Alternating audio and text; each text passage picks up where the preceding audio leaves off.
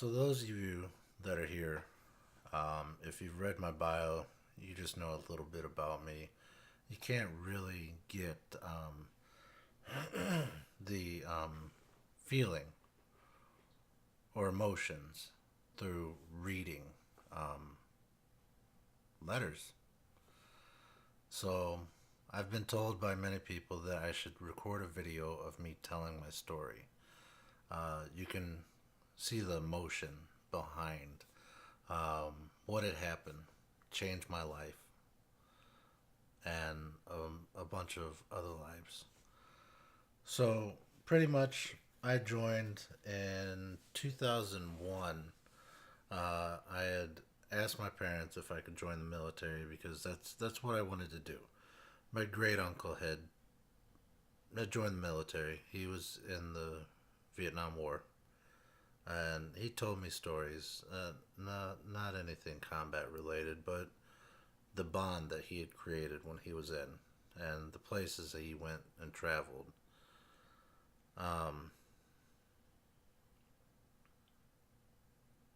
so I ended up joining about a month or two before 9/11. Went to basic in 2002 after I graduated.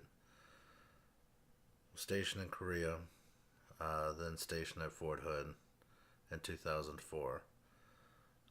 Deployed March 2004, and the day that changed my life and many others, August 5th of 2004.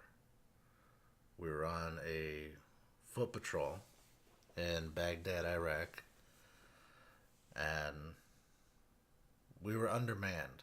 We were there with just a squad. We were supposed to be out there with at least two squads. Um, we were doing a foot patrol on Shigmarov Circle, and I I was second to the last of the formation, and I had a machine gun. The guy that was at the rear of the formation, he had a M4. Now it's best to have a machine gun at the rear, middle, and front of the formation. Arguing with them, bickering, making threats of me telling the team leader that our ass is on the line because he doesn't want to switch. He ended up switching, and this was the moment that I draw a blank. I guess I turned, and I guess there was a grenade in between his legs, and I pushed him out of the way, saving his life. And the grenade went off.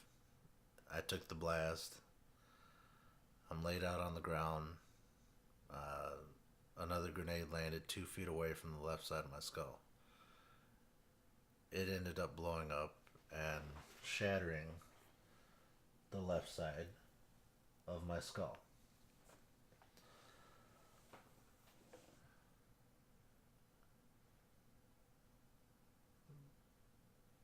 Smith, the guy that I saved, was screaming, "No goes hit, no goes hit." Um, my team leader, Staff Sergeant Terry Prater, came and started pulling me by the back of my flak vest, because flak vests, they have handles on the back, and I'm face down as he's dragging me in the dirt. He was dragging me to a store, and that was the one thing that we knew. Shit was about to go down. Early afternoon, shops closing down, no kids on the streets. That's a big sign. But I came too. But before he came there, I keep forgetting to state this. Before he got to me, I guess I had stood up and I was walking in a circle, and I'm a left handed shooter, and I felt something dripping on my hand. So I thought I was sweating, so I wiped my forehead and I look at my hand, and it's dripping in my own blood. I can handle other people's blood, but not that amount of my own blood. So I ended up passing out. But anyways, back to my team leader dragging me to safety. I rolled over to pull rear security. Another grenade lands near my feet. I start trying to get out of the way of it. He's still dragging me, so he's pulling me away from it, but I wanted to get away from it. And he turned as soon as I started moving to see what I was doing. And he saw the grenade and he pulled me with one arm behind him. And the debris from the grenade uh, all throughout his face and his neck. For a short period of time, he thought he was blind. The Humvees came, and Smith carried my legs. Sergeant Prater carried my upper body. Another grenade goes over us. I start wiggling, and Smith sees grenade, yells grenade. He drops my legs. Sergeant Prater covers me. My machine gun was behind me, along with the grenade, which was on the other side of the machine gun. Grenade goes off, and it blows me and Sergeant Prater a good foot and a half across the asphalt. They end up getting me into the back of the Humvee, and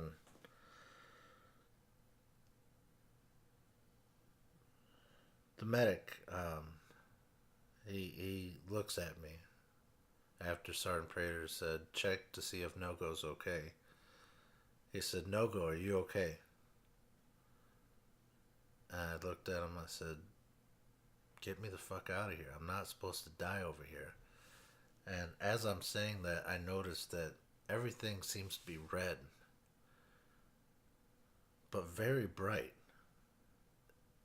It was blinding. It's as if I was looking into the sun or looking at a light bulb for too long.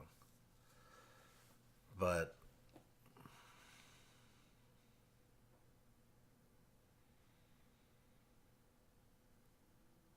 it's he ended up getting me out of there. I had to have 6 open head surgeries, 2 in Iraq because I had hematomas. It got to the point where my blood pressure was going up so high that if they didn't do anything, I would have died.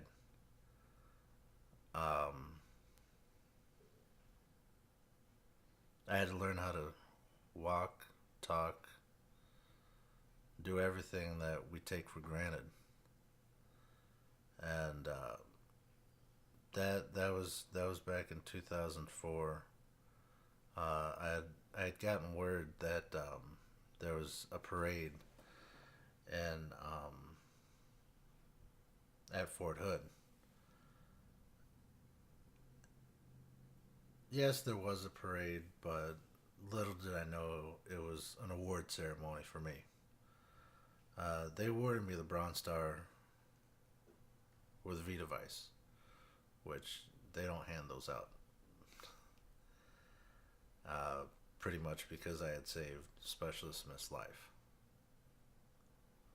And I asked to talk to the company, and I ended up talking to the company, and I said, look, I only got this because people noticed what I did. Taking the keys from someone because they had too much to drink, you saved their life. Answering the phone because someone is calling, you saved that person's life. 22 veterans kill themselves a day. So if you answer the phone 2, 3 o'clock in the morning, you probably just saved someone's life. So everyone in that formation deserved what I had received. But that's pretty much my story. And I want to thank you guys for stopping by my channel.